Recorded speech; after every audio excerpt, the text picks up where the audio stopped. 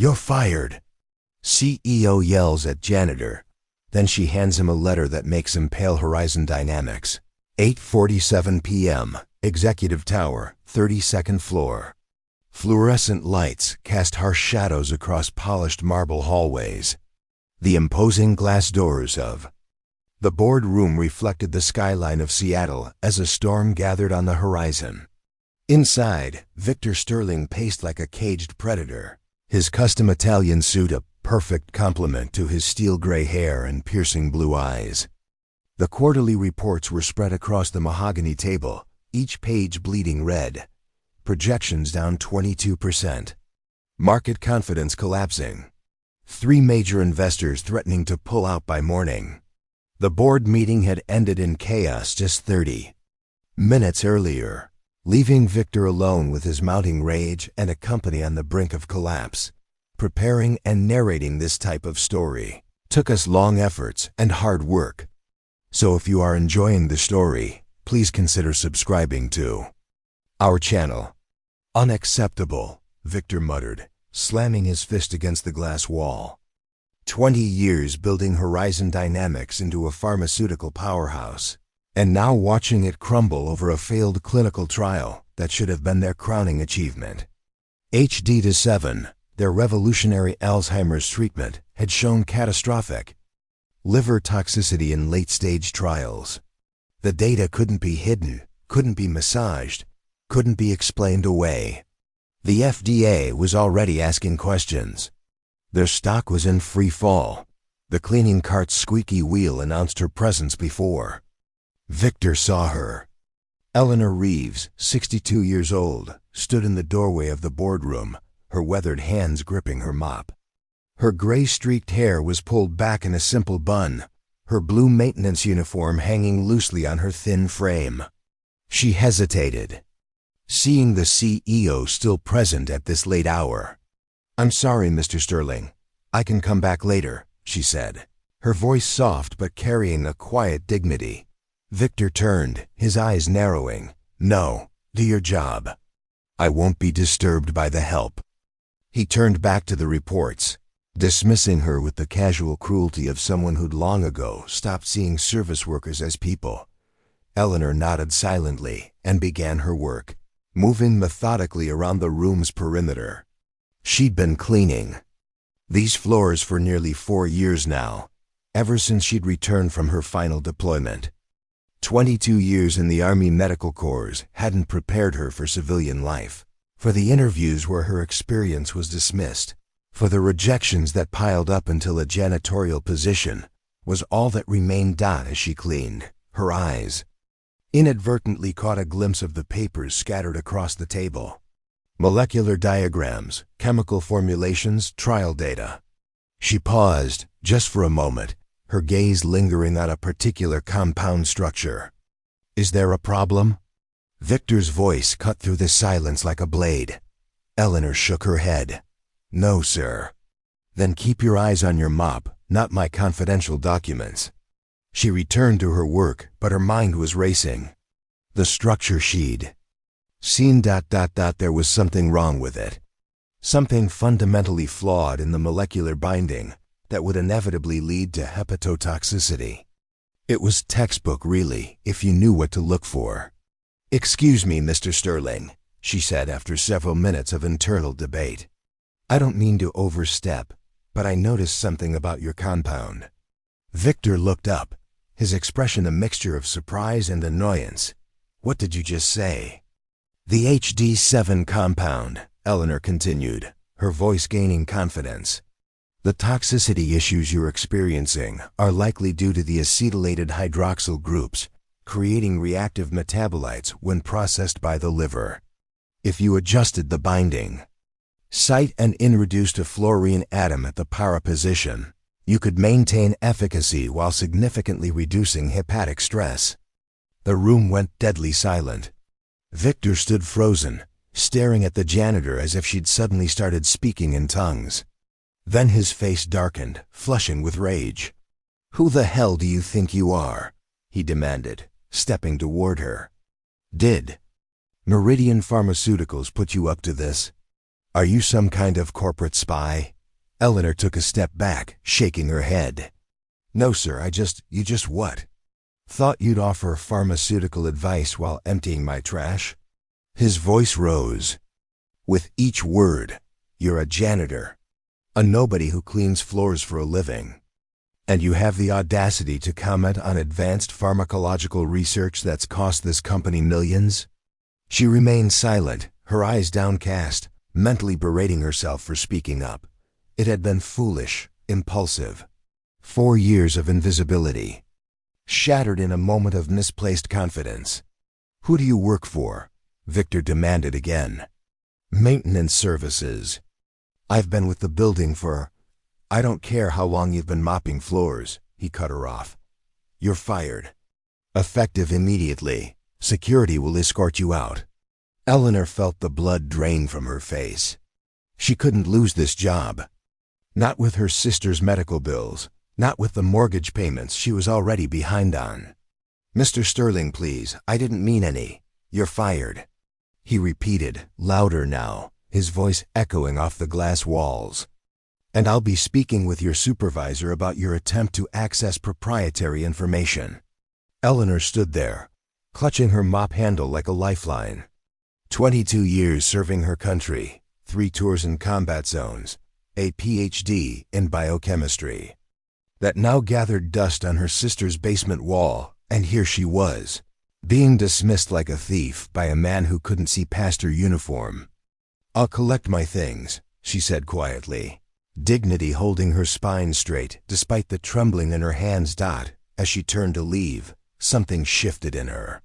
A resolve that had lain dormant for years, buried beneath rejection letters and polite dismissals, beneath the weight of civilian life that had never made room for her. She reached into her pocket and pulled out a worn envelope, its edges softened by time and constant handling. Before I go, Mr. Sterling, she said, turning back, you might want to read this. Victor snatched the envelope from her outstretched hand, more to get her out of his sight than from any interest in its contents. What is this? A doctor's note? A sob story? It's my resignation letter, Eleanor replied, from my previous position. Before I became a janitor, something in her tone made Victor pause. He opened the envelope and pulled out a single sheet of official letterhead, dated 4 years earlier. His eyes scanned the document, widening slightly as he read. To Lieutenant Colonel Eleanor Reeves, Ph.D., Chief Research Officer, U.S. Army Medical Research Institute of Infectious Diseases. He read aloud, his voice faltering. As he continued reading, the color drained from his face. His eyes darted between the letter and the woman standing before him, as if seeing her for the first time. The woman in the janitor's uniform who had spent 15 years leading one of the military's most advanced pharmaceutical research teams. The woman who had been awarded the Legion of Merit for developing a treatment for Gulf War syndrome. The woman who had overseen a team of 32 researchers and a budget of $40 million. The letter detailed her honorable discharge, her commendations, her publications. Everything Victor could have discovered with a simple background check, had he ever considered the janitor worth knowing. You ... He began, but words failed him. Eleanor waited, her expression unreadable. The storm outside had intensified, rain now lashing against the windows like accusations. Why are you working as a janitor? Victor finally managed, his voice hollow. Because no one would hire me, Eleanor replied simply. Too overqualified for entry positions, too institutionalized for management, too old to fit the company culture. After 2 years of rejections, I needed to pay my bills. The maintenance company didn't ask about my publications or care about my age. Victor looked down at the HD7 reports, then back at Eleanor. The arrogance had drained from his face, replaced by something close to desperation. That thing you said about the compound ... about the hydroxyl groups and the fluorine atom, was that real? Eleanor nodded. It's a common problem with that class of compounds. I've seen it before. Your researchers missed it because they're approaching it from a neurological perspective, not a hepatological one. The liver metabolizes the compound differently than brain tissue. Victor swallowed hard, his mind racing with implications. The solution to their catastrophic failure might have been mopping their floors for years, invisible because no one bothered to look. "Lieutenant Colonel Reeves," he said, his voice now heavy with a respect that came far too late, "would you be willing to discuss this further?" Outside, lightning illuminated the Seattle skyline, throwing the boardroom into stark relief. A powerful CEO and a janitor standing at opposite ends of a vast social divide that had suddenly, irrevocably shifted. Eleanor stared at Victor, measuring the sincerity in his sudden change of tone.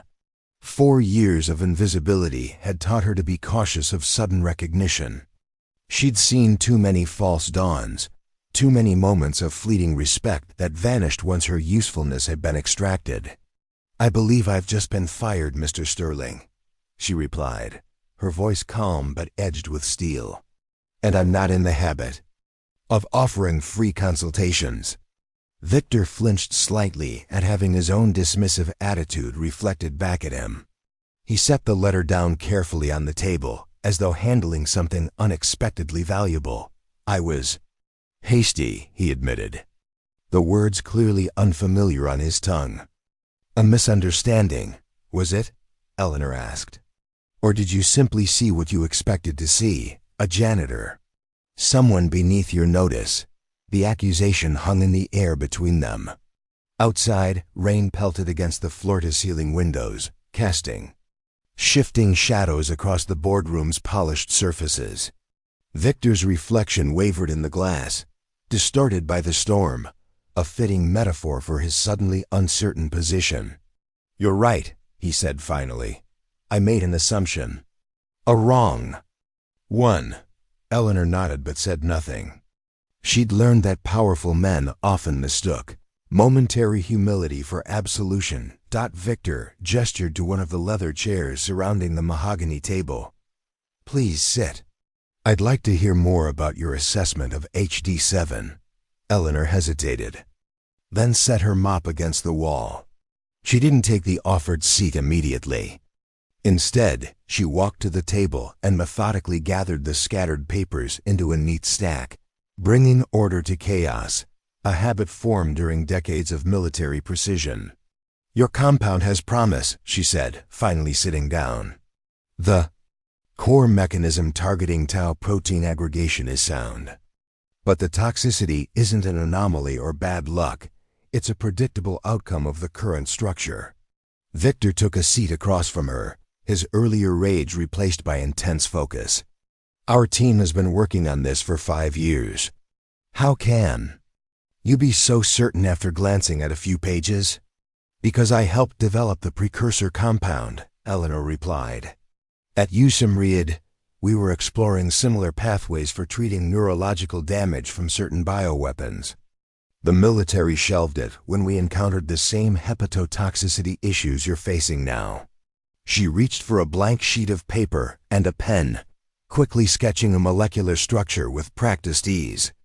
Her hands, calloused from years of mopping floors, moved with the precision of someone who had once designed compounds that saved lives. "Your current binding mechanism," she continued, adding details to the drawing, "creates metabolites that trigger an immune response in liver cells. But if you modify this section here," she circled a portion of the molecule, "you can maintain blood-brain barrier penetration while reducing liver accumulation by approximately 60%. Victor leaned forward, studying the sketch. For 15 minutes, Eleanor outlined potential modifications, speaking with the quiet authority of someone who had once led briefings for generals and cabinet secretaries. She didn't oversimplify or show off. She simply explained the science as one professional to another. When she finished, Victor sat back in his chair, his expression unreadable. "Our entire research division missed this," he said finally. "They're looking for a breakthrough, not avoiding a familiar failure," Eleanor replied. When you're racing to be first, it's easy to miss the warning signs others have already documented. And you recognize these warning signs immediately. Yes, because you've seen them before. Because I created them, Eleanor corrected him. My team designed the original pathway your HD7 is based on. I recognize my own mistakes. Victor stood abruptly and walked to the window, staring out at the storm-lashed city below. Lightning briefly illuminated his reflection, a man confronting an uncomfortable truth. I've made a terrible mistake, he said, turning back to face her. Not just tonight. For years, apparently. Eleanor said nothing. She'd heard too many momentary apologies that faded by morning. How long have you been working in this building? Victor asked. 3 years, 8 months, and 14 days. She replied precisely. And I've never once noticed you. Few people do, Eleanor said simply. That's the nature of being maintenance staff. We're meant to be invisible until something needs fixing. The irony of her words wasn't lost on either of them. Victor walked back to the table and sat down again, this time with the demeanor of a CEO making a business decision. I want to offer you a position, Dr. Reeves, as a consultant on the HD7 project. Eleanor's expression remained neutral. And if I decline? Then I've lost an opportunity to save a potentially life-changing medication, and you continue mopping floors. He paused. Though I hope you'll consider a different path. Eleanor looked down at her hands, strong, capable hands that had once manipulated molecular models and now carried cleaning supplies. She thought of her sister Carolyn, whose medical bills had been mounting since her MS diagnosis. She thought of the mortgage payments she struggled to make each month on her janitor's salary, but she also thought of the countless interviews where pharmaceutical executives had told her she was overqualified or not a cultural fit, polite euphemisms for being too old, too military, too female in a young man's industry. Why should I help you, Mr. Sterling? She asked. You fired me 20 minutes ago.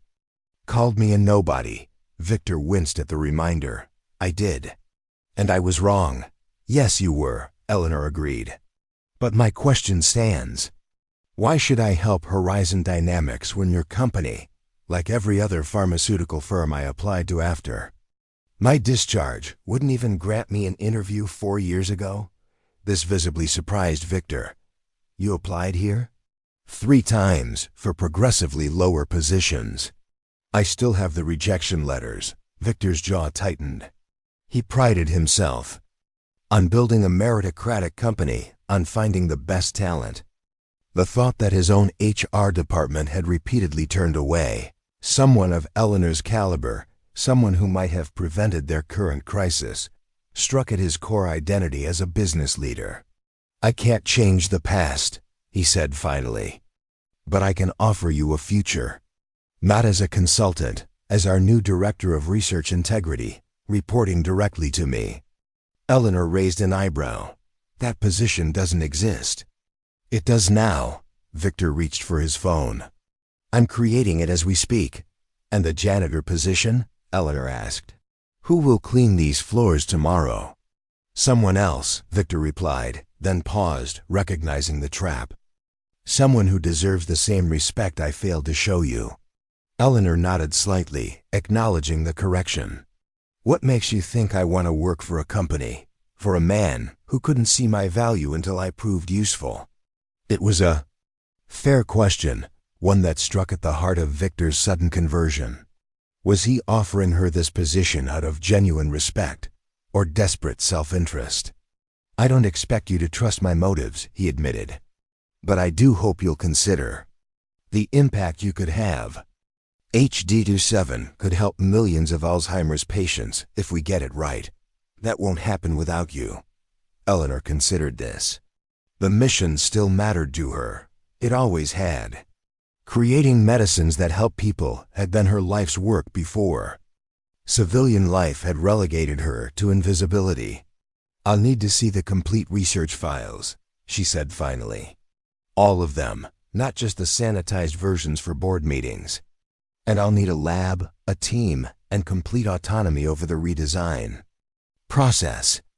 Victor nodded quickly. Done.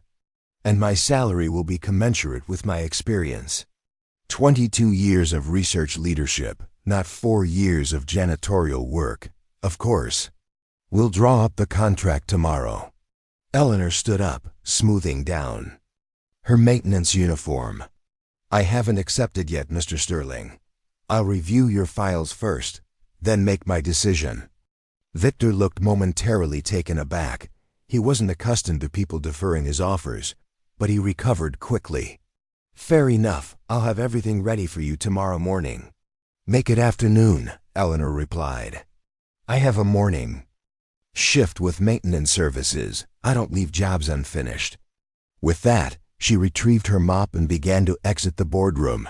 At the door, she paused and turned back. One more thing, Mr. Sterling. Yes? When I do review your files, I expect to find research notes crediting the original USMRIAD work that HD7 is based on. Proper attribution matters. Then she was gone, the squeak of her cart's wheels fading down the corridor, leaving Victor Sterling alone with his thoughts and a molecular sketch that might save his company. The storm continued to rage outside. But inside, something had fundamentally shifted, a balance of power, appended by a janitor with a letter and knowledge that couldn't be ignored. 10:15 a.m., Maintenance Services break room. Eleanor sat alone at the small round table, steam rising from her chipped mug of coffee.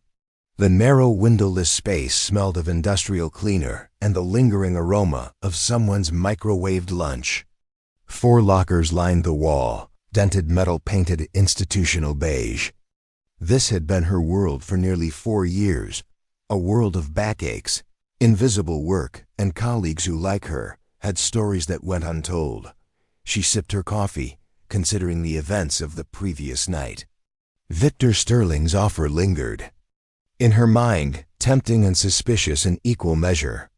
She'd seen too many battlefield conversions to trust sudden changes of heart. The door creaked open, and Manuel Rodriguez entered, his own maintenance uniform as neatly pressed as Eleanor's despite the nature of their work. At 68, he was the oldest on their team, a former construction foreman who'd found himself unable to retire. Morning, Ellie, he said, heading for the coffee pot. You're looking serious today, Eleanor offered a small smile. Just thinking, Manny. Dangerous habit, he joked, pouring himself coffee. What's on your mind? She hesitated. How to explain that the CEO of Horizon Dynamics had offered her a director position after firing her? That her carefully constructed world of anonymity might be shattered by morning? I might be leaving, she said finally. Manuel paused, cup halfway to his lips. Leaving? You got another job? Possibly. It's single quotes S. complicated. Better pay than this place, I hope. Eleanor nodded, significantly. Then what's the complication? Manuel asked, settling into the chair across from her. You've been killing yourself with double shifts for years. Ellie, if someone's finally recognizing what you're worth, take it and run. The break room door opened again before Eleanor could respond. Diane Kepler, their supervisor, stepped in, clipboard in hand. At 32, Diane managed the maintenance staff with a combination of efficiency and genuine concern that had earned Ullada's respect. There you are, Diane said, spotting Eleanor. You've got a visitor upstairs, executive floor. Manuel raised his eyebrows. Executive floor? What did you do? Find a diamond ring in the trash? Eleanor set down her mug. Did they give a name? Some woman named Zhang. Said she's the chief legal officer. Diane's expression was curious but not prying. Everything okay? Yes, Eleanor replied, standing up. Everything's fine. As she headed for the door, Manuel called after her. Hey, if they're handing out promotions up there, put in a good word. For the rest of us invisible folks. Eleanor smiled but said nothing. The invisible folks. How quickly she'd become one of them after decades of being Lieutenant Colonel Reeves, after being Dr. Reeves, after being someone whose opinion commanders and scientists had sought out. The transition had been brutal in its totality, from respected expert to unseen servant, from giving orders to receiving them.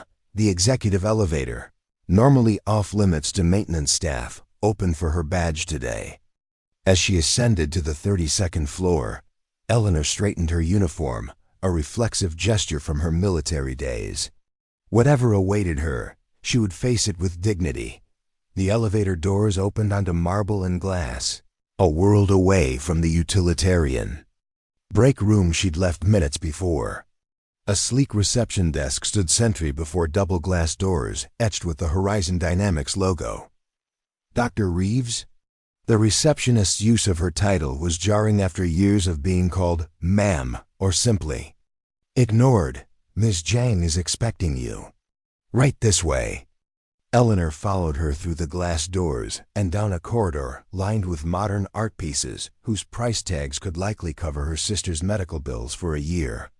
They stopped at an office with a view of Elliott Bay, where a woman in her early 50s sat behind a desk of polished concrete and glass. Grace Jang stood as Eleanor entered, extending her hand. Dr. Reeves, thank you for coming. I'm Grace Jang, Chief Legal Officer for Horizon Dynamics. Eleanor shook her hand. Ms. Jang, please sit. Grace gestured to a chair across from her desk. I understand you had quite an interaction with Victor last night. Eleanor sat, back straight, hands folded in her lap, the posture of someone used to briefing superiors. You could call it that. Grace's smile was diplomatic but genuine. Victor can be abrupt, especially when the company is facing challenges. She slid a folder across the desk. He asked me to draw up this contract for your review. Eleanor didn't reach for it. I haven't agreed to anything yet, of course, Grace nodded. But I hope you'll consider it. We've had a chance to research your background more thoroughly since last night. Your work at USM Riyadh was extraordinary, and yet not impressive enough to warrant an interview 4 years ago, Eleanor observed. Grace winced slightly. A significant oversight on our part. One of many, it seems. Eleanor studied the woman across from her. Unlike Victor's desperate contrition from the night before, Grace's acknowledgement seemed genuine. Why are you here, Ms. Jiang? Surely contract delivery is beneath your pay grade. Grace leaned back in her chair. Frankness, then. I appreciate that. She paused. I'm here because I want to understand how one of the most qualified pharmaceutical researchers in the country ended up mopping our floors for 4 years without anyone noticing. That's a question for your HR department. I've already spoken with them, Grace replied. They've provided the standard excuses, keywords missed in resume screening, concerns about cultural fit, assumptions about military researchers being too rigid for private sector innovation. She shook her head, all of which are, frankly, horseshit. The profanity, delivered in Grace's polished tones, almost made Eleanor smile. The truth, Grace continued, is that we failed. We failed to recognize talent because it didn't come in the package we expected. We failed to look beyond our biases about age, about military background, about women in science. And that failure nearly cost us everything with HD7. Eleanor said nothing, waiting for her to continue. I'm not just here to deliver a contract. Dr. Reeves, I'm here because our company needs to change, and that change starts with acknowledging our mistakes. Grace leaned forward. Victor told me what you identified in minutes that our entire research team missed for months. He told me you recognized it because you developed the original compound pathway. That's correct. Then you understand why. This matters beyond just HD7. This is about systematic failure. Failure to recognize expertise. Failure to value experience. Failure to see people. Grace tapped the folder. This contract isn't charity or guilt. It's recognition of what should have happened 4 years ago. Eleanor finally reached for the folder and opened it. The terms were better than she'd expected. Salary commensurate with her experience and position, direct reporting line to the CEO, autonomy over her department, and a significant bonus structure tied to HD7's successful redesign. "You've been generous," she acknowledged. "We've been fair," Grace corrected. "There's a difference." Eleanor closed the folder. "Why should I trust that this sudden appreciation for my skills will last beyond the current crisis? What happens when HD7 is fixed and the board no longer needs the janitor's miraculous intervention?" It was the question that had kept her awake the previous night. The pharmaceutical industry was littered with stories of researchers brought in to solve specific problems, then discarded when their usefulness ended. Grace considered this. "That's a fair concern. I won't pretend this offer would have materialized without the HD7 crisis. But I will say this. What Victor saw last night wasn't just a solution to a problem. He saw a mirror reflecting his own prejudices and blind spots. That kind of revelation doesn't fade quickly." She stood and walked to the window, looking out over the Seattle skyline. "I've been with this company for 15 years, Dr. Reeves. I've seen how it operates in good times and bad. We're not perfect. God knows our handling of your applications proves that. But we do learn from our mistakes." Eleanor remained silent, weighing Grace's words against her years of disappointment. "You don't have to decide today," Grace added, turning back. "The contract is yours to review. But I hope you'll consider that sometimes even flawed institutions deserve a chance to become better." Eleanor stood, picking up the folder. "Thank you for your time, Ms. Zhang." "One more thing," Grace said as Eleanor reached the door. "Whatever you decide about the position, we owe you an apology. Not just for last night, but for 4 years of failing to see what was right in front of us." Eleanor paused, hand on the doorknob. "The apology I need isn't from you, Ms. Zhang." As she walked back toward the elevator, contract in hand, Eleanor felt strangely untethered, caught between two worlds, belonging fully to neither. The maintenance staff who had become her community knew nothing of Dr. Reeves and her pharmaceutical breakthroughs, and the executives who now sought her expertise had never seen Eleanor the janitor, had never bothered to look. The elevator doors closed, descending her back to the basement level where her mop and cart awaited. She had decisions to make about the contract, about Horizon Dynamics, about whether she could trust this sudden reversal of fortune. But first, she had floors to clean. Because unlike some, Eleanor Reeves finished what she started. Victor Sterling's penthouse office occupied the entire 35th floor of Horizon Dynamics headquarters, a glass and steel monument to pharmaceutical success. Floor-to-ceiling windows offered panoramic views of Elliott Bay, the Olympic Mountains visible on clear days like today. The space was deliberately imposing, designed to intimidate visitors and reinforce the CEO's status. At 2:30 p.m., Victor paced the length of his office, stopping occasionally to glance at his watch. His morning had been consumed by emergency meetings with investors, attempting to stem the bleeding from HD7's failure. The board was growing restless, demanding answers he didn't have. "Not yet." His assistant's voice came through the intercom. "Sir, Dr. Reeves is here." Victor stopped pacing. "Send her in." The double doors opened, and Eleanor entered. She'd changed out of her maintenance uniform into simple dark slacks and a blue button-down shirt, professional but understated. She carried a worn leather messenger bag that had seen better days. "Dr. Reeves," Victor greeted her, extending his hand. "Thank you for coming." Eleanor shook his hand briefly.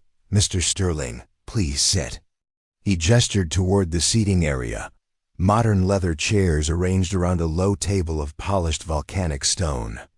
"Can I offer you anything? Coffee? Water?" "Water, please." As Victor's assistant brought in water, Eleanor surveyed the office. Her eyes lingered on a wall of framed photographs, Victor with various dignitaries, celebrities, and politicians.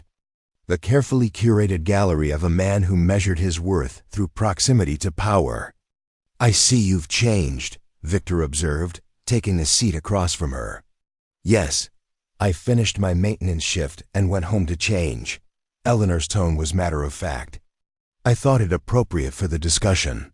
Victor nodded, uncomfortable, with the reminder that just hours earlier, she had been cleaning his building in a uniform he'd barely registered. "Have you had a chance to review the contract?" "I have." Eleanor placed her bag on the floor beside her chair. "It's generous, but I have questions about the role itself. What exactly does Director of Research Integrity entail beyond rescuing HD7?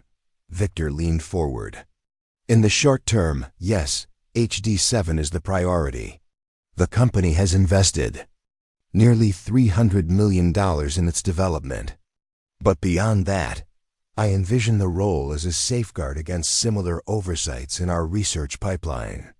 An independent authority who can identify problems before they become crises. And report directly to you," Eleanor noted, "outside the traditional research hierarchy." "Exactly. You'd have authority to review any project, at any stage, with complete autonomy." Eleanor took a sip of water. "That will ruffle feathers in your research division." "Let them ruffle," Victor replied with a dismissive wave. "Results matter more than egos," says the man with the largest office in the building, Eleanor observed dryly. Victor stiffened, then surprised himself by laughing. "Fair point. I'm not immune to ego myself. But I am serious about this role. Dr. Reeves, your military background gives you a perspective our civilian researchers lack, a focus on pragmatic outcomes over academic recognition." Eleanor studied him for a moment. "You've researched me." "Of course. After last night, I had our team pull everything they could find about your work. 22 years at USM Reed, 3 combat deployments as a field researcher. The Legion of Merit for your work on Gulf War syndrome treatments. 17 patents, 42 published papers." He paused. "And not a single interview at Horizon Dynamics, despite 3 applications." "People fall through cracks," Eleanor said, her tone neutral but her eyes sharp. "Not people like you," Victor countered, "not without help." He stood and walked to his desk, returning with a folder which he placed on the table between them. "This is why you were rejected, all 3 times." Eleanor opened the folder. Inside was a single email printout, dated 4 years earlier, from a Dr. Lawrence Merrick, Horizon's former research director. The message was brief. "Regarding applicant Eleanor Reeves, military background too rigid for our culture, likely resistant to commercial priorities. Suggest passing." Her expression didn't change, but her fingers tightened slightly on the paper. "I see.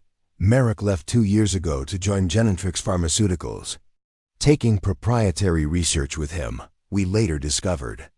Victor's jaw tightened. He systematically blocked candidates he saw as threats to his authority, particularly those with government or military backgrounds who might question his methods. "And no one overrode him?" "HR deferred to his expertise." Victor sighed. "A failure of oversight I take responsibility for, but one I'm correcting now." Eleanor replaced the paper in the folder. "Why show me this?" "Because I want you to understand that your rejection wasn't about qualifications. It was about a broken system, one that I allowed to develop." Victor met her gaze directly.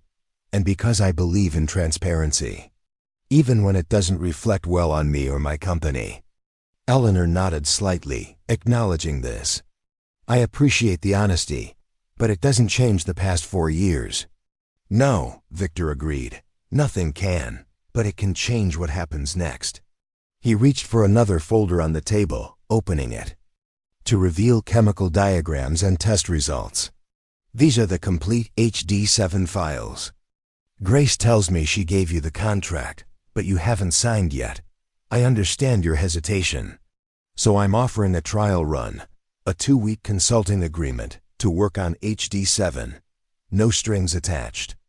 If you're not satisfied after that, we part ways with no obligations. Eleanor considered this. And if I solve your HD7 problem within those 2 weeks, then you'll have proven your value beyond any doubt. To the board, to the research team, and to any remaining skeptics. Victor leaned back.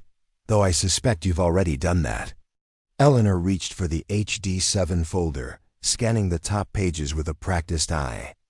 Her fingers traced a molecular diagram, her brow furrowing slightly. The binding issue is worse than I initially thought, she said, almost to herself. The metabolite buildup would continue even with my suggested modifications. She looked up. At Victor, I'll need full lab access and a small team. You'll have it, Victor promised. Whatever resources you need. Eleanor returned to the documents, her focus absolute. For several minutes, she read in silence, occasionally making notes. In a small notebook she'd pulled from her bag. Victor watched her work, struck by the transformation. The janitor he'd dismissed last night had vanished entirely, replaced by a researcher of evident brilliance. 2 weeks, she said finally, closing the folder. I'll take your trial offer. Excellent. Victor's relief was palpable. When can you start? Tomorrow morning. I'll need to arrange coverage for my maintenance shifts. I can have HR handle that, Victor offered. Pay continuation, of course. Eleanor shook her head. No, I'll handle it myself. These are my colleagues, not obstacles to be managed away. Victor nodded, accepting the rebuke in her words. Of course, whatever you prefer. As Eleanor gathered the files into her bag, Victor found himself wanting to extend the conversation, to learn more about the woman who had been invisible to him for years. May I ask a personal question, Dr. Reeves? She looked up, wary. You may ask. Why did you stay? Working as a janitor here, seeing the company that rejected you succeed. Watching researchers with half your qualifications advance ... Why not go elsewhere? Eleanor considered the question, measuring her response. My sister has MS. She lives with me. The maintenance position offered stable hours, predictable shifts, and decent health insurance. After 2 years of rejection, stability mattered more than pride. The simple pragmatism of her answer made Victor uncomfortable in a way his earlier guilt had not. It highlighted the privilege of his indignation, how easy it was to imagine he would have made different choices in her position. I understand, he said, though they both knew he couldn't possibly. Eleanor stood to leave, her expression composed. I'll report to the lab at 8 a.m. tomorrow. Please have security clearance and access cards ready. They will be, Victor assured her. And Dr. Reeves? Thank you for this second chance. She paused at the door, a flicker of something, amusement perhaps, crossing her face. I'm not the one giving second chances here, Mr. Sterling. I'm the one receiving one. Let's see if your company deserves it. With that, she was gone, leaving Victor alone with the unsettling realization that for the first time in years, he wasn't the most powerful person in the room. The R&D laboratory on the 22nd floor hummed with nervous energy as Eleanor stepped through the glass doors at precisely 8 a.m. 6 researchers stood in an awkward semicircle, clearly having been waiting for her arrival. Their lab coats were pristine, their expressions a mixture of curiosity, skepticism, and in one case, open hostility. Good morning, Eleanor said, setting her bag on the nearest workstation. I'm Dr. Eleanor Reeves. A man in his late 30s stepped forward, extending his hand. Dr. James Chun, Acting Research Director. Mr. Sterling briefed us on your ... consultation. His hesitation before the last word spoke volumes. Eleanor shook his hand. Thank you for accommodating me on short notice. We didn't have much choice, muttered a woman with short gray hair and piercing eyes. She didn't offer her name. James shot her a warning look before continuing with introductions. This is our core HD7 team, Dr. Prisha Agarwal, our lead molecular designer. Dr. Wei Liu, hepatic testing. Dr. Sarah Morrison, neurological applications. Dr. Teresa Winters, our clinical trial coordinator. And Dr. Marcus Reynolds, biochemical. Engineering. Eleanor nodded to each in turn, noting who met her eyes and who didn't. Dr. Reynolds, the oldest of the group and the source of the muttered comment, barely acknowledged her. His posture radiated resentment. "I've reviewed the preliminary files," Eleanor said, addressing the group. "I'd like to start with the original molecular models and work forward through each iteration. Then we can discuss the hepatotoxicity issues in detail. And you believe you can solve in 2 weeks what our team couldn't resolve in months?" Dr. Reynolds asked, his tone making clear his doubt. Eleanor met his gaze steadily. "I believe I can help identify why the current approach is failing. Whether we can solve it depends on how well we work together." James gestured toward a glass-walled conference room. "We've set up in there. All the files, models, and test results are available on the secure server." As the team filed into the conference room, Eleanor noted the stiffness in their movements, the sidelong glances. She'd expected resistance. No established team welcomed an outsider questioning their work, especially one appointed directly by the CEO. But she hadn't anticipated quite this level of tension. For the next 3 hours, Eleanor methodically reviewed HD7's development history. She asked precise questions, made careful notes, and gradually built a comprehensive picture of the compound's evolution.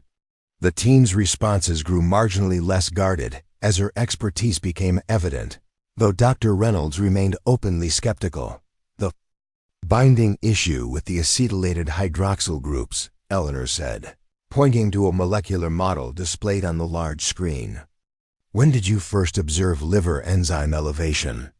"Phase II at clinical trials," Dr. Liu replied. Alton AST levels showed significant elevation after 7 days of continuous dosing. "But the preclinical animal models didn't show toxicity?" Dr. Agarwal shook her head. "Nothing above acceptable thresholds." "That's what's been so puzzling. The mouse models showed minimal liver impact." Eleanor frowned. "What about the non-human primate studies?" An uncomfortable silence fell over the room. "We abbreviated those studies," Dr. Reynolds said finally. "The preliminary results were promising, and there was pressure to move to human trials quickly." "Pressure from whom?" "Management," Dr. Morrison interjected.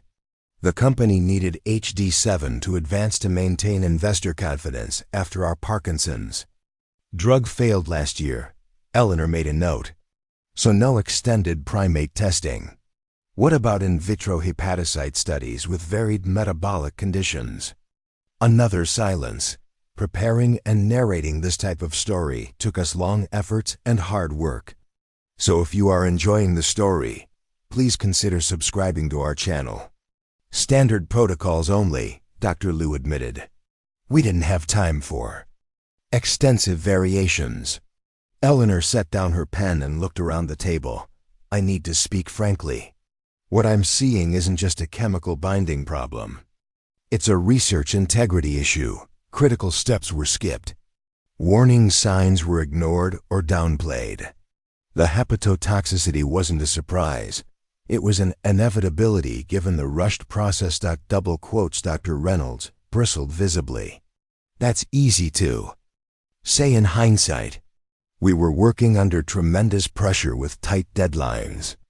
"I understand pressure, Dr. Reynolds," Eleanor replied calmly. "I've developed treatments in active war zones with limited resources and wounded soldiers waiting for results. Pressure isn't an excuse for cutting corners on safety protocols.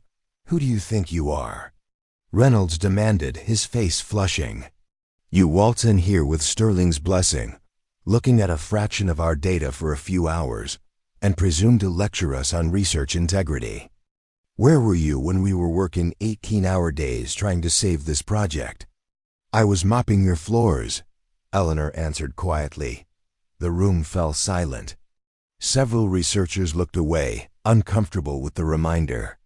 I apologize for my tone, Eleanor continued after a moment. You're right that I'm new to this project. But I'm not new to this molecule. The core structure of HD7 is derived from compound XR17, which my team at USM Riyadh developed for treating neurological damage from certain bioweapons. We abandoned it when we encountered the same hepatotoxicity issues you're facing now. Dr. Agarwal leaned forward. XR17? That's not in any of our reference materials. It wouldn't be. Most of the research was classified. But the core pathways are unmistakable. Eleanor pulled up the chemical structure on her tablet. This is XR-17 from my work at USM Riyadh 15 years ago. She displayed it alongside HD7's structure. The similarities were immediately apparent. That's remarkably close, Dr. Liu murmured. Too close to be coincidental, Dr. Morrison added.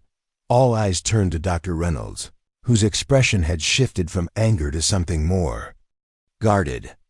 Marcus, James asked, did you know about this? Reynolds straightened his lab coat. I was aware of some similar military research. Dr. Merrick provided the initial pathway when we began HD7 development. He didn't specify its origin. Lawrence? Merrick, Eleanor said. The same research director who rejected my application to Horizon. Reynolds' expression tightened. Merrick was brilliant. Whatever his faults, he put this company on the map by appropriating classified military research. Without attribution? Eleanor asked. That's not brilliance, Dr. Reynolds. That's intellectual theft. The tension in the room was palpable now. James Chun looked from Eleanor to Reynolds, clearly struggling to process the implications. If what you're saying is true, James said slowly, our entire HD7 patent could be invalid. It's worse than that, Eleanor replied.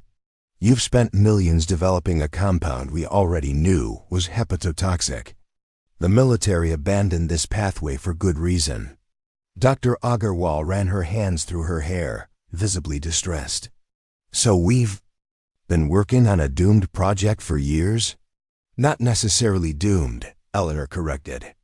We abandoned it because military applications require extremely rapid deployment with minimal side effects. But for Alzheimer's treatment, where the risk-benefit calculation is different, there may be modifications worth exploring. She stood and walked to the whiteboard, picking up a marker. The core problem isn't the neurological targeting. That part works beautifully. It's the metabolic processing. She began sketching a modified version of the molecule.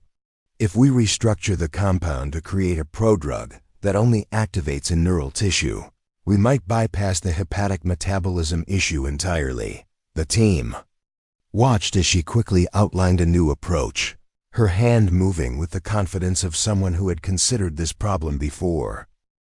That could work, Dr. Liu said, excitement creeping into his voice.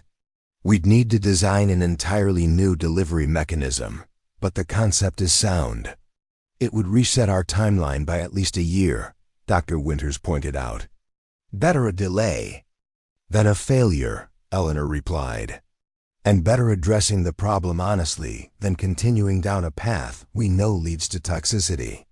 Reynolds pushed back his chair and stood. This is absurd. We're not scrapping 3 years of work based on some janitor sketches. He looked around at his colleagues. Are you all so easily impressed? For all we know, she could be working for a competitor. Dr. Reynolds, James said sharply. That's enough. No, it's not enough, Reynolds snapped. Sterling brings in this ... this nobody.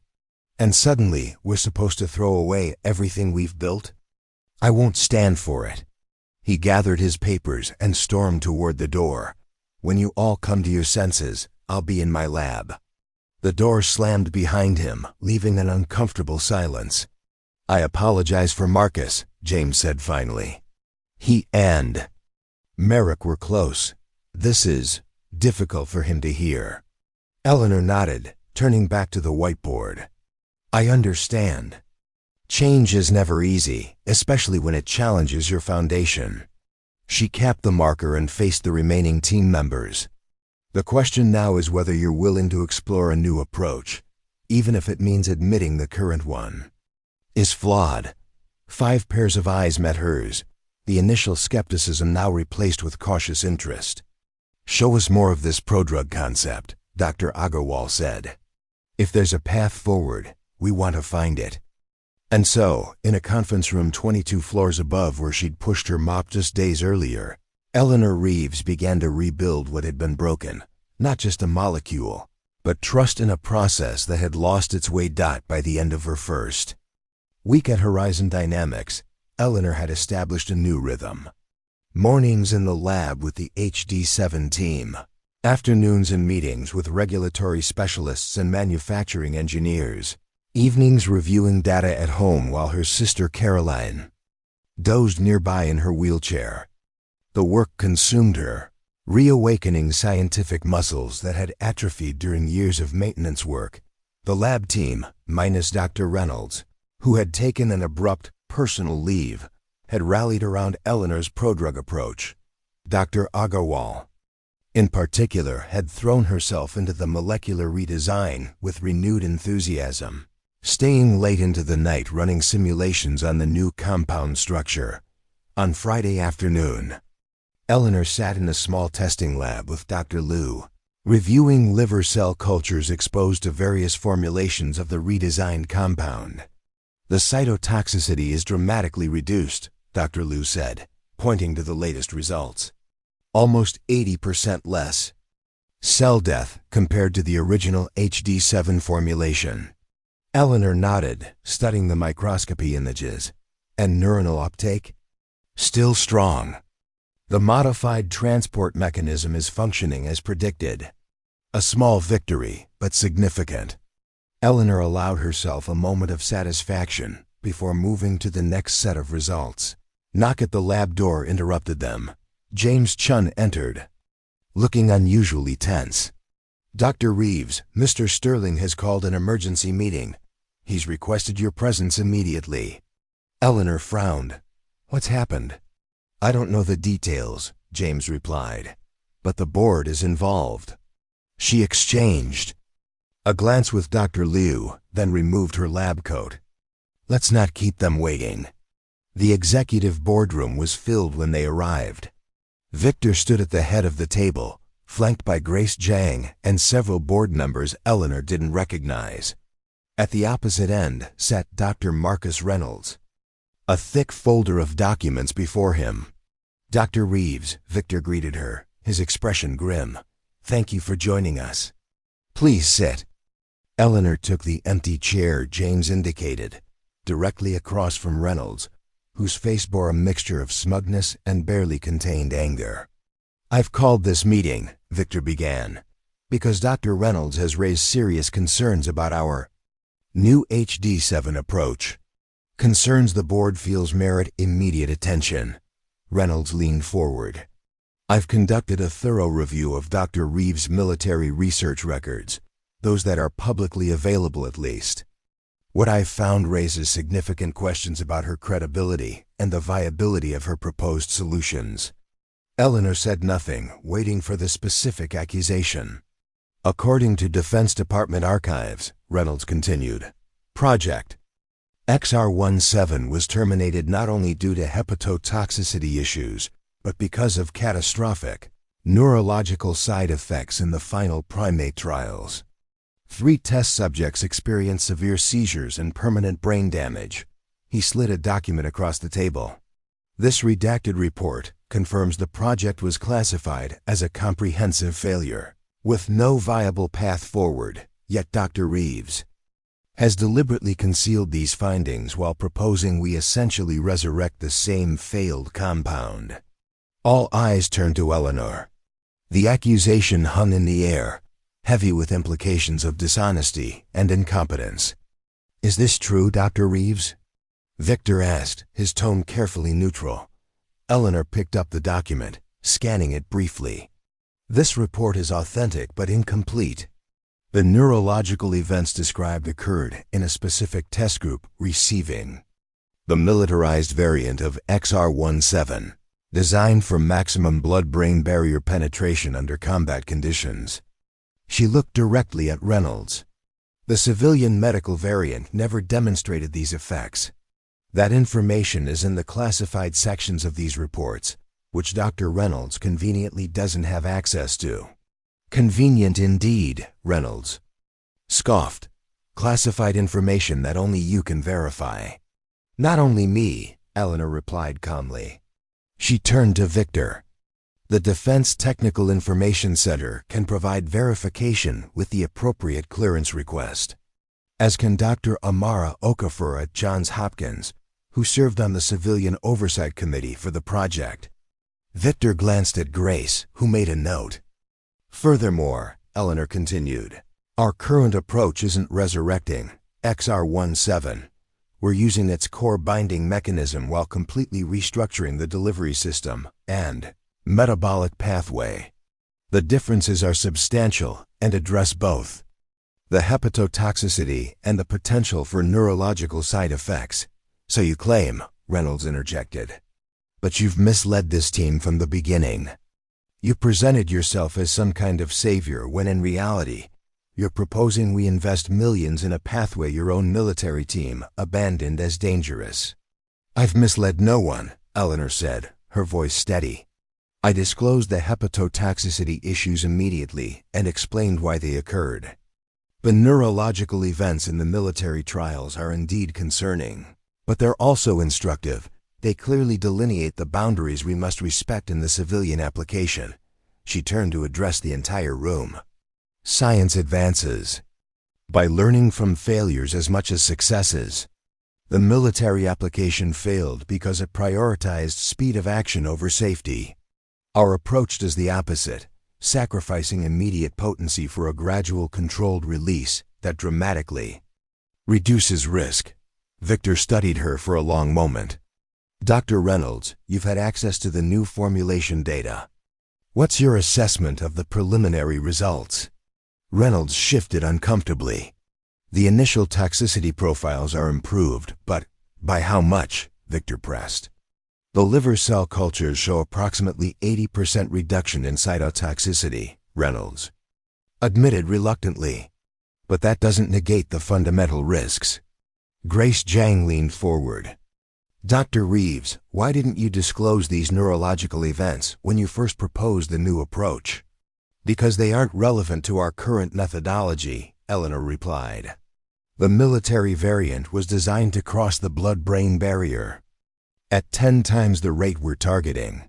It was essentially a different compound with the same core structure. She placed both hands flat on the table. But if full disclosure is the concern, then let me be absolutely clear. XR17 failed as a military application. It was too aggressive, too potent, and prioritized immediate efficacy over long-term safety. Everything we're doing now is designed to avoid those mistakes. An older board member spoke up.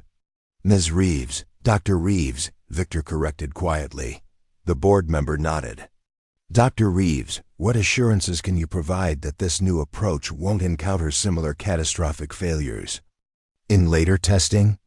None, Eleanor said simply. The blunt response caught everyone off guard. I can't guarantee success, she continued. No honest researcher can. What I can promise is rigorous testing at each stage, transparent reporting of all results, positive and negative, and a commitment to patient safety above all other considerations, including this company's timeline and profit margins. She looked directly at Reynolds. What I won't do is conceal data, rush testing, or prioritize speed over safety, the very practices that led HD7 to its current crisis. The implication was clear. Reynolds' face darkened with anger. This is outrageous, he sputtered. She's accusing me. No one has accused you of anything specific, Dr. Reynolds, Grace interrupted smoothly.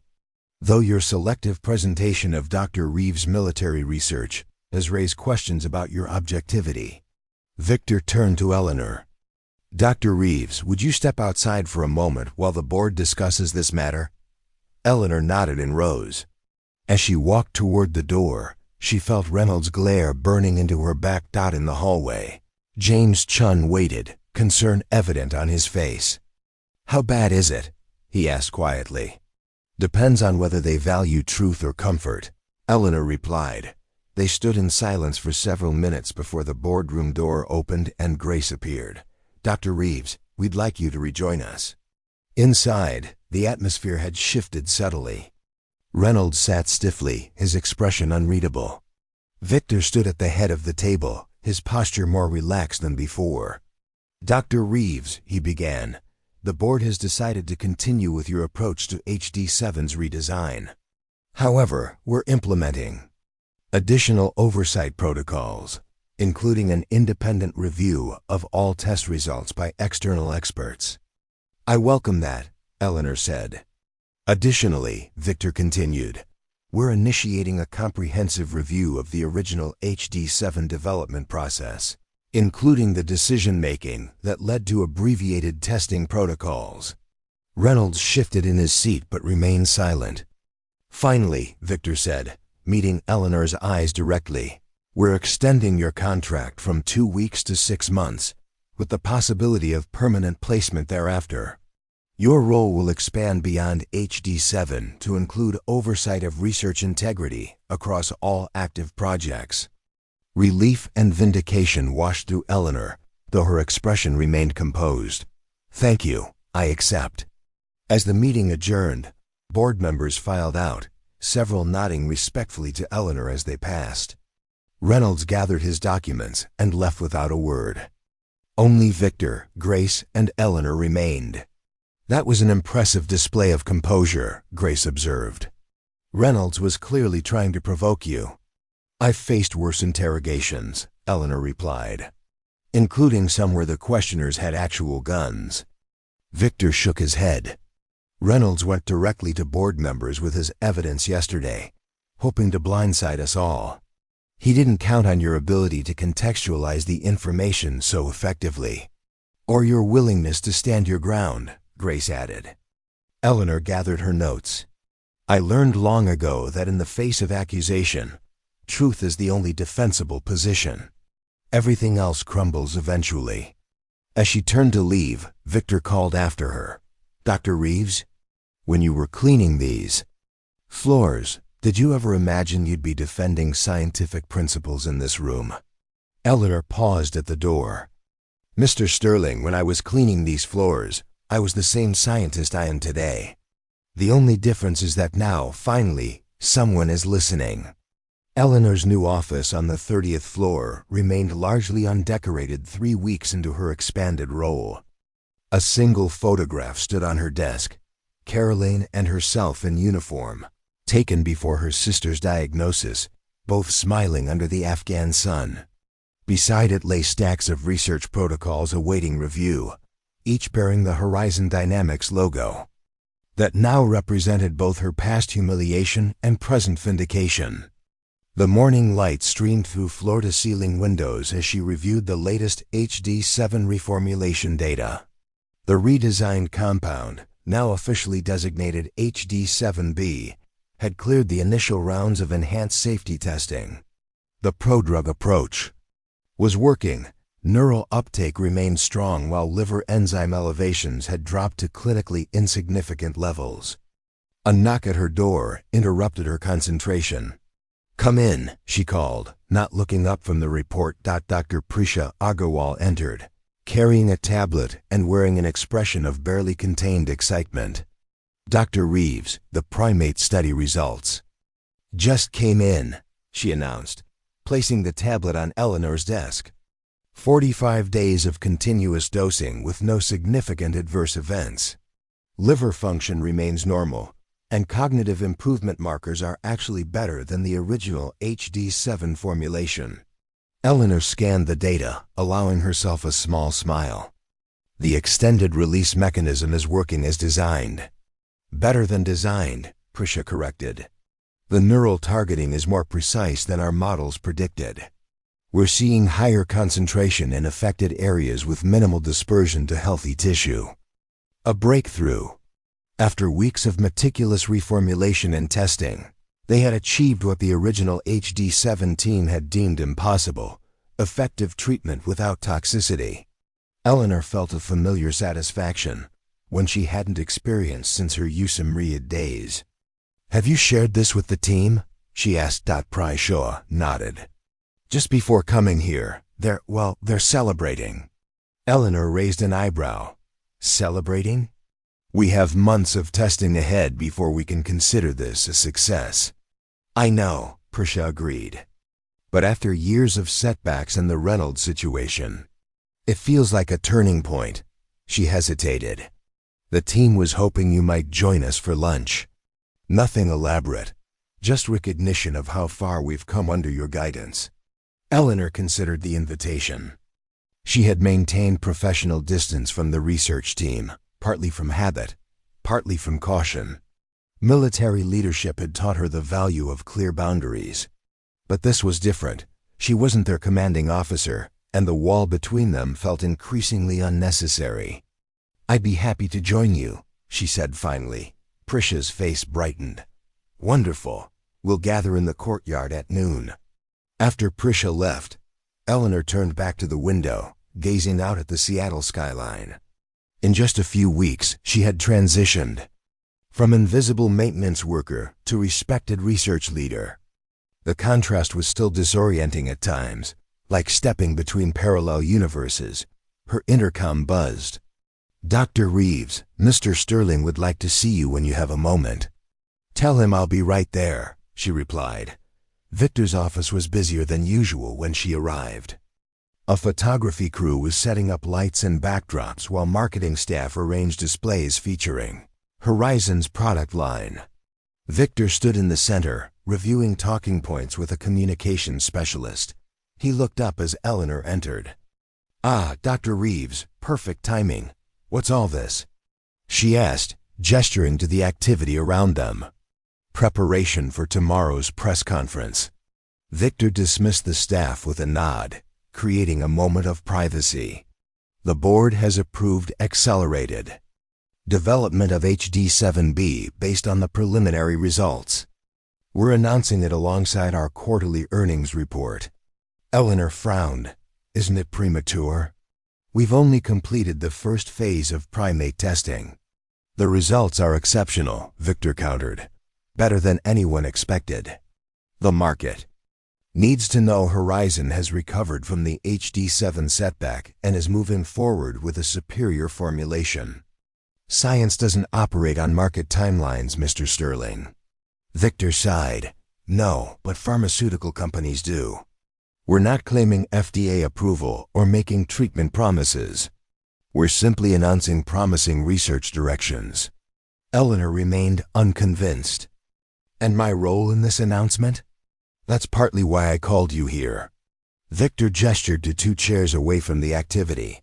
Once seated, he continued in a lower voice. "I'd like you to participate in the press conference, not just as the lead scientist on HD7B, but as our new executive director of research integrity." Eleanor's surprise must have shown on her face. "The board approved the promotion this morning," Victor explained, "with a compensation package reflecting the position's importance." "I appreciate the offer," Eleanor said carefully, "but I'm concerned about the timing. Announcing preliminary results to shareholders creates expectations that may not align with scientific reality." Victor leaned forward. "Eleanor, if I may call you that, I understand your caution. It's precisely why I need you at that podium tomorrow. Your credibility, your commitment to scientific rigor, balances my, admittedly more commercial, focus." He was manipulating her, Eleanor realized. Skillfully and with a certain transparency, but manipulation nonetheless. Using her integrity to lend weight to an announcement she considered premature. What happens if further testing reveals problems with HD7B? She asked. Will you be equally eager to have me announce setbacks to your shareholders? Victor didn't flinch. Yes, because that's the new horizon dynamics we're building. One where research integrity isn't just a department name, but a core principle. Eleanor studied him, searching for insincerity. She found instead a man who had learned, perhaps imperfectly, from his mistakes. "I'll participate," she said finally. "But I'll present the results honestly, with appropriate scientific caveats." "I wouldn't expect anything less," Victor replied. He hesitated, then added, "There's one other aspect of tomorrow's announcement. We're establishing a scholarship program for veterans transitioning to pharmaceutical research." The Eleanor Reeves Fellowship. The unexpected gesture caught her off guard. That's not necessary." "It's not about necessity," Victor said. "It's about recognizing that talent comes in many forms, and we've been blind to too many of them for too long." Before Eleanor could respond, his phone buzzed. "The board chairman," Victor explained, glancing at the screen. "I need to take this." As Eleanor left his office, she found herself at a crossroads of emotion, pleased with the scientific progress, wary of the corporate machinery now amplifying it, and unexpectedly moved by the fellowship bearing her name. The janitor who had once been invisible was now becoming a symbol, her story repurposed as corporate redemption. The question that followed her back to her office was simple but profound. Was this vindication, co-option, or something more complex than either? The press conference was scheduled for 10 a.m. in Horizon's glass-walled atrium. By 9:30, the space had filled with financial reporters, industry analysts, and pharmaceutical trade journalists. A backdrop featuring the Horizon Dynamics logo stood at the front, flanked by tasteful floral arrangements and a podium equipped with multiple microphones. Eleanor arrived early, dressed in a charcoal suit she'd purchased the previous evening, her first new professional attire in nearly 5 years. The security guard, who had barely acknowledged her janitor's badge for years, now nodded respectfully as she passed. Dr. Reeves' credentials prominently displayed in a small preparation room adjacent to the atrium. Victor and the communications team reviewed last-minute details. Grace Jang stood slightly apart, scanning her tablet with focused intensity. "Eleanor," Victor greeted her, breaking away from the group. "Ready for your public debut?" "As ready as possible," she replied, accepting the folder containing her talking points. She scanned them quickly, relieved to find they accurately represented the current state of HD7B research without overreaching. Grace approached, offering Eleanor a cup of coffee. "There's significant media interest in your story," she said without preamble. "The janitor to executive narrative has captured attention beyond the usual financial press." Eleanor accepted the coffee but frowned. "I'm here to discuss scientific advances, not personal biography." "They'll ask anyway," Grace warned. "How you respond is your choice, but be prepared." Victor's assistant appeared at the door. 5 minutes. "Sir, the shareholders are online, and the live stream is ready." Eleanor took a deep breath, centering herself. She had briefed generals and cabinet secretaries, delivered findings under mortar fire, faced down academic rivals at international conferences. This was just another presentation, she told herself. The stakes were different, but the principles remained the same: clarity, honesty, precision.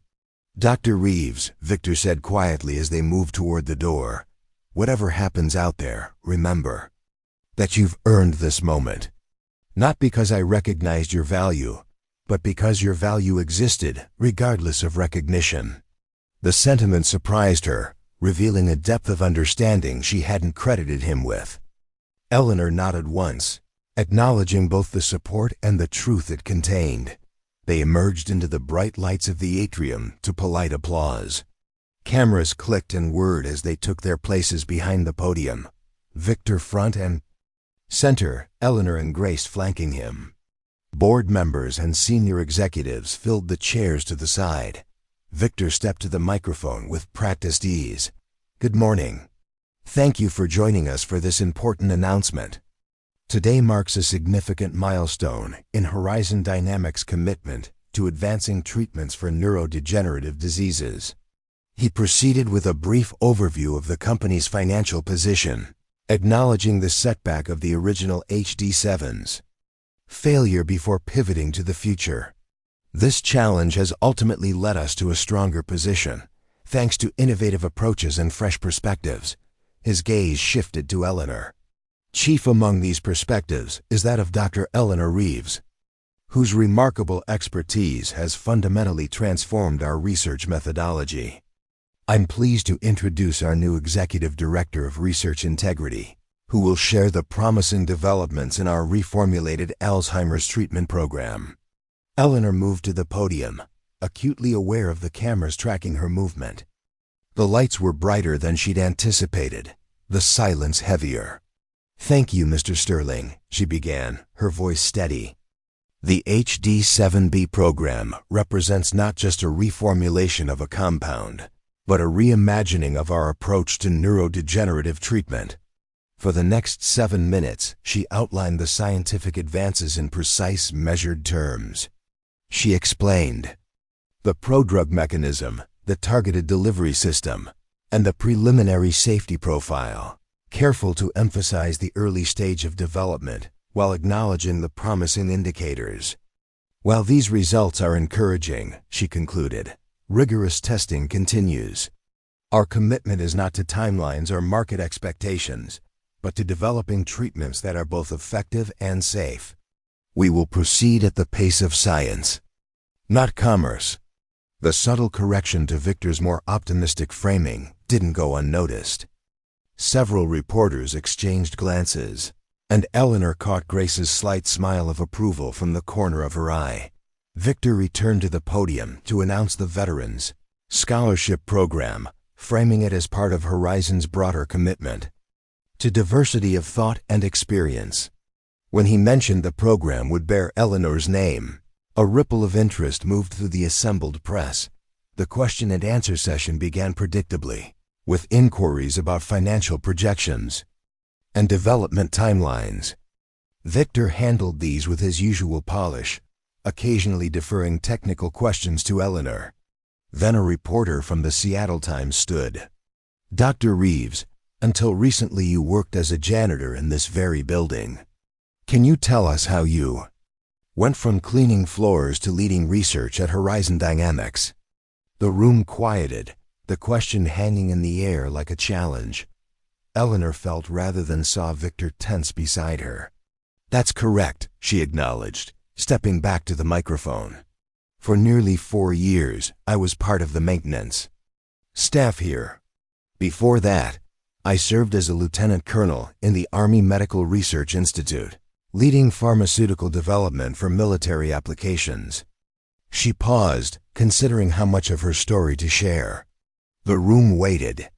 "The transition from military to civilian research is challenging for many veterans," she continued. "My experience is not unique. Highly qualified service members often struggle to have their expertise recognized in corporate settings. What is unusual is being given a second chance to apply that expertise." Another reporter jumped in. "Were you developing pharmaceutical compounds while working as a janitor?" "No," Eleanor replied firmly. "I was doing exactly what I was hired to do, maintaining this facility with the same dedication I brought to my military service. The opportunity to contribute scientifically came later, through circumstance rather than design." "And what circumstances were those?" pressed the first reporter. Eleanor glanced at Victor, who gave her a slight nod, permission to tell the story her way. "I noticed a fundamental flaw in a compound structure during my maintenance rounds," she said simply. "When I spoke up, I was initially dismissed. Later, when the extent of the problem became clear, my background and expertise were reconsidered." She didn't mention the firing, the letter, Victor's initial arrogance. Some details belonged to the private reckoning between them, not the public narrative being constructed here. "The Eleanor Reeves Fellowship," called another journalist. "Is it an acknowledgement that Horizon failed to recognize your potential earlier?" Before Eleanor could respond, Victor stepped forward. "It's an acknowledgement that talent doesn't always arrive in expected packages," he said, "and that our industry is poorer when we fail to recognize it." Dr. Reeves' story isn't just about one person or one company. It's about systemic barriers that prevent valuable contributions from being heard. As the press conference concluded, and they moved toward the exit, Eleanor felt a hand on her arm. She turned to find Grace Jang beside her. "You handled that perfectly," Grace said quietly. "Honest without being vindictive. The narrative could have been about Victor's failure, but you made it about something larger and more important." Eleanor nodded, understanding the nuance of what had just transpired. She hadn't just presented scientific findings today. She had helped shape a story, one that might actually create space for others like her, if the fellowship became more than a public relations gesture. "The real test," Eleanor replied, "will be whether this company's actions match today's words in the months and years ahead." Grace's expression turned serious. "That, Dr. Reeves, is precisely why we need you here." 6 months later, Eleanor stood in the renovated research wing on the 22nd floor. The space had been transformed under her direction. Glass walls had replaced solid barriers between departments, creating visual connectivity while maintaining necessary lab separation.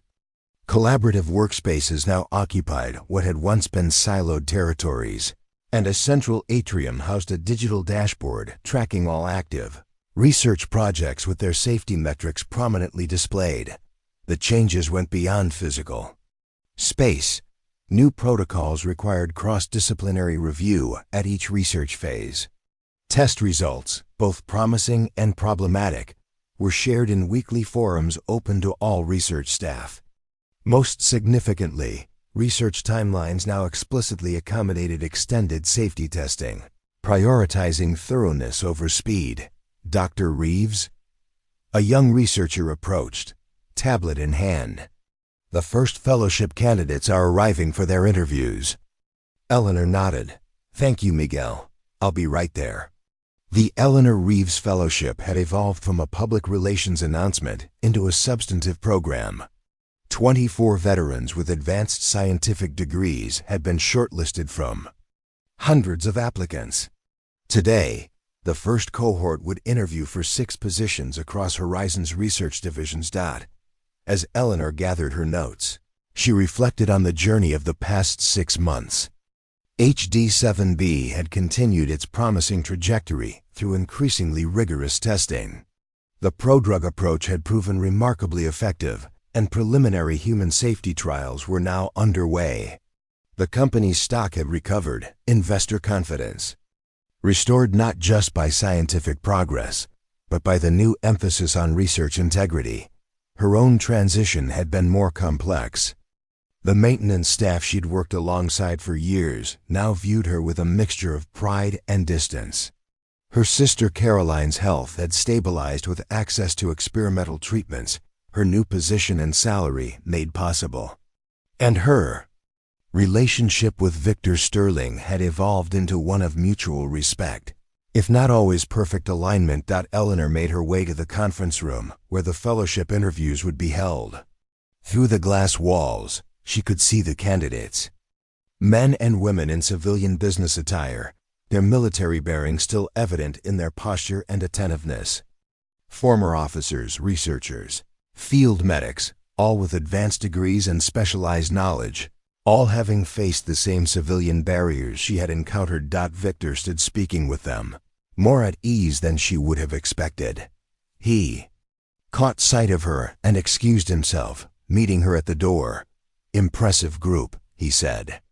"The Navy neurologist's background is particularly relevant to our traumatic brain injury research." Eleanor nodded.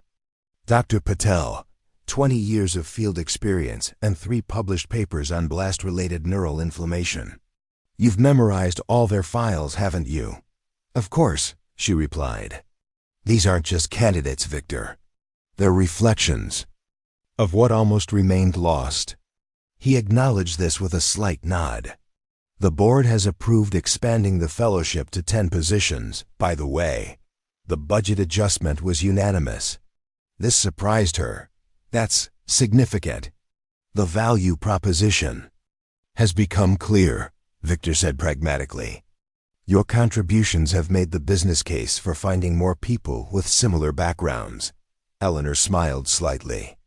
Victor would always frame things in terms of business advantage. It was his nature. But the outcome mattered more than the reasoning behind it. There's something else, Victor added, his tone shifting. Dr. Lawrence Merrick has been formally censured by the American College of Pharmaceutical Sciences for ethical violations, including the appropriation of military research without attribution. Eleanor absorbed this news silently. The vindication was professional, not personal. Merrick's actions had harmed scientific integrity more than they had harmed her individually. The industry is changing, Victor continued. Slowly but meaningfully. Your story has become something of a catalyst. Not just my story, Eleanor corrected him. The moral is larger than one person. She stepped toward the conference room, toward the veterans waiting for their chance, the chance she had almost been denied. What had started with a janitor noticing the chemical structure had expanded into institutional change, not just at Horizon but across the industry as research ethics and diverse perspectives gained new emphasis. Shall we begin? She asked, holding. The door opened. Victor gestured for her to lead the way, a small courtesy that acknowledged her authority in this domain. Together they entered the room, ready to welcome others who had been overlooked, underestimated, and dismissed. The door closed behind them, and new stories began. 1 year to the day after Eleanor had handed Victor her military resignation letter, Horizon Dynamics hosted a different kind of gathering. The company's rooftop garden, normally reserved for executive functions, had been transformed for the evening. String lights twinkled overhead, reflecting in the glass walls that sheltered the space from Seattle's persistent wind while preserving the panoramic view of the city and Elliott Bay beyond. Eleanor stood near the edge, watching the sunset paint the sky in shades of amber and rose. Her simple navy dress was a far cry from either a janitor's uniform or military dress blues, yet she carried herself with the same quiet dignity that had defined her through all those transitions. Behind her, the celebration hummed with conversation and laughter. The 10 veterans selected for the inaugural fellowship cohort mingled with research staff, board members, and representatives from other pharmaceutical companies interested in replicating Horizon's program. At the center of the garden, a display showcased the fellows' first research initiatives, projects, ranging from battlefield-inspired drug delivery systems to innovative pain management approaches designed to reduce addiction risks. Quite a view, said a familiar voice. Eleanor turned to find Manuel Rodriguez approaching, his maintenance uniform exchanged for a charcoal suit that fit his sturdy frame surprisingly well. Manny, she greeted him warmly. I'm glad you could make it. He nodded, taking in the elegant surroundings. Never been up here before. Cleaned the hallway outside plenty of times, but this space was always off limits to maintenance. Not anymore, Eleanor replied. That's one of the changes we've implemented. No restricted zones except where safety or regulatory compliance requires them. Manuel smiled slightly. Small thing, maybe, but it matters. Being allowed in a space changes how you feel about a place. It's not small at all, Eleanor said. Visibility matters. Access matters. They stood in companionable silence for a moment, watching the last sliver of sun disappear behind the Olympic Mountains. The team misses you, Manuel said finally. Diane's trying to organize a monthly lunch. Thought you might want to join us sometimes. Eleanor felt a surge of warmth at the invitation. I'd like that very much. The maintenance staff had been her community during the hardest years. While some relationships had grown awkward with her dramatic change in status, others, like her friendship with Manuel, had proven resilient. How's Carolyn doing with the new treatment? he asked. Better than expected, Eleanor replied. The nerve regeneration therapy is showing promising results. She's regained some function in her left hand. Manuel nodded, genuinely pleased. Good. She deserves a break. A server approached with champagne flutes. Manuel took one with a nod of thanks, but Eleanor declined. Still not much for alcohol? He asked. Old habits, she acknowledged. Military discipline had shaped her for too long to change entirely. Across the garden, Victor Sterling was deep in conversation with a group of investors, gesturing toward the fellow's display. He caught Eleanor's eye and excused himself, making his way toward her. Eleanor, he greeted her, then nodded respectfully to Manuel. Mr. Rodriguez, thank you for coming. Wouldn't miss it, Manuel replied. Good to see the company recognizing talent properly for a change. Victor accepted the gentle rebuke with good grace. A lesson hard learned but thoroughly taken to heart. He turned to Eleanor. The NIH director is impressed with the fellowship structure. She's discussing implementing something similar across their research divisions. Eleanor nodded, satisfied. The program's influence was spreading beyond Horizon, creating pathways for veterans across the scientific community. What had begun as a public relations gesture had evolved into meaningful systemic change. I should circulate, Victor said. But before I go, the HD7B human trials data looks promising. The safety profile is holding steady, and early efficacy markers exceed expectations. Good, Eleanor replied. But we maintain the extended testing schedule, no shortcuts. Wouldn't dream of it, Victor assured her. Research integrity before market advantage, it's practically our new motto. After he departed, Manuel chuckled softly. Man's actually learned something. Miracles do happen. People can change when properly motivated, Eleanor observed. Even pharmaceutical executives. As darkness settled over Seattle, the garden lights brightened, casting a warm glow over the gathering. Eleanor excused herself from Manuel and made her way to the center of the space, where the fellowship recipients had assembled for a group photograph. Dr. Patel, the Navy neurologist, stepped aside to make room for her. Dr. Reeves, would you join us? None of us would be here without you. Eleanor shook her head. This moment belongs to you all. Your accomplishments, your future contributions, those stand on their own merit. As did yours, Dr. Patel countered gently. Yet they almost went unrecognized. Your story showed us that persistence matters, that expertise deserves respect regardless of circumstance. The other fellows nodded in agreement, and Eleanor relented, joining their group as cameras captured the moment. Not a janitor, not a decorated officer, but a scientist among scientists, each with unique paths that had led them to this garden, this company, this opportunity to transform their knowledge into healing. Later, as the gathering began to disperse, Eleanor found herself alone at the edge of the garden once more.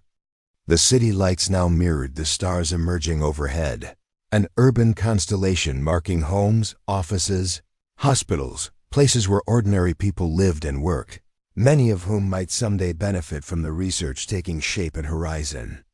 Year ago, she had stood invisible, a shadow in gray uniform, moving through the building's corridors unnoticed and unappreciated. Today, she stood visible not just to the pharmaceutical industry, but to veterans following in her footsteps, to researchers learning to value diverse perspectives, to executives recognizing talent in unexpected places. The janitor had not just been seen. She had changed how an entire industry saw Dot. As the last guests departed, Eleanor found a small envelope tucked beside her bag. Inside was a worn maintenance access badge, her old ID, with a simple note from Diane in the cleaning team. Never forget where you started. We haven't, Eleanor smiled, tucking the badge into her pocket. Some journeys came full circle in unexpected ways. The next morning, Eleanor arrived early at Horizon Dynamics. Instead of heading directly to her executive office, she took the service elevator to the basement level. The maintenance room was quiet at this hour, the day shift not yet arrived. She ran her hand along the row of lockers, pausing at her old space, now assigned to someone new, another person with an unseen story. From her bag, she removed a framed photograph, the HD-7B research team alongside the fellowship recipients, all standing beneath a plaque that read, "Talent has no uniform." She hung it carefully on the break room wall. Beneath it, she placed a stack of brochures detailing Horizon's new educational assistance program for all employees, regardless of position. The company would now cover tuition for any staff member seeking to advance their education from GED to PhD, with no obligation to remain afterward. As she stepped back to ensure the display was level, the door opened. A young woman in a maintenance uniform entered, startled to find someone in the break room so early. "I'm sorry," she began. "I didn't realize." "No apology needed," Eleanor assured her. "I used to work here too." The woman nodded uncertainly, eyeing Eleanor's tailored suit. "What's your name?" Eleanor asked. "Sophia," the woman replied. "I started last month. Welcome, Sophia." Eleanor extended her hand. "I'm Eleanor Reeves. If you ever have ideas about how things might work better around here, any ideas at all, my door is always open." Because sometimes the most important voice in the room is the one no one expects to hear. You're watching Soul Stories, where every narrative illuminates the extraordinary courage hiding in ordinary lives. If our tale of recognition, second chances, and the power of being truly seen resonated with you, we invite you to join our community of thoughtful viewers seeking inspiration in authentic, human experiences. Subscribe to our channel for weekly stories that celebrate resilience, integrity, and the unexpected heroes walking among us. Because the most powerful transformations often begin with 3 simple words: "I see you."